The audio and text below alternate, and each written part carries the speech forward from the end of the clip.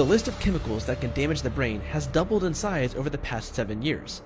These chemicals are found in the food we eat, the water we drink, and in the air we breathe. What makes this even scarier is that the most vulnerable to these chemicals are fetuses and children. Let's take a look at the top 5 chemicals that can cause serious damage to your brain. Fluoride is responsible for lowering IQ and causing dementia in children.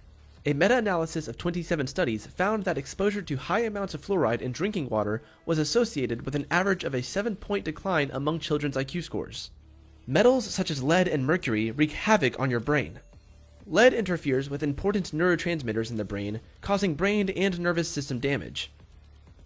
Because of this, children who are exposed to lead have decreased intelligence, behavioral difficulties, and experience learning problems. No level of lead exposure is considered safe. Mercury, on the other hand, is okay in small amounts, but too much of it can disrupt brain development by blocking enzymes that regulate brain functions.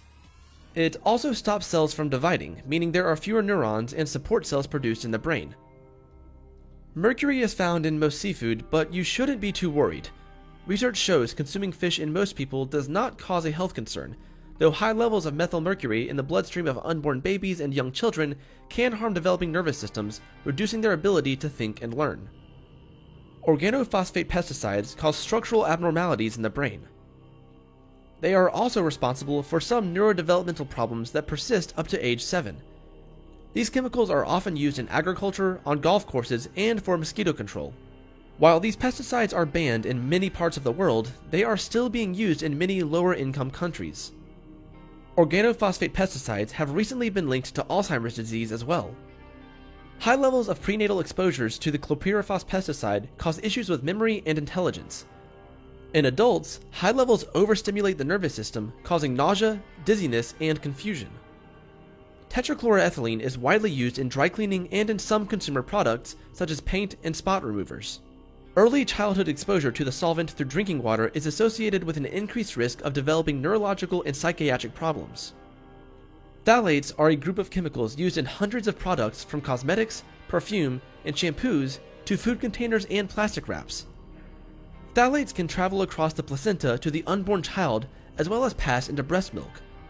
In one study, rats exposed to phthalates in the womb and during lactation had fewer neurons and synapses than those that were not exposed.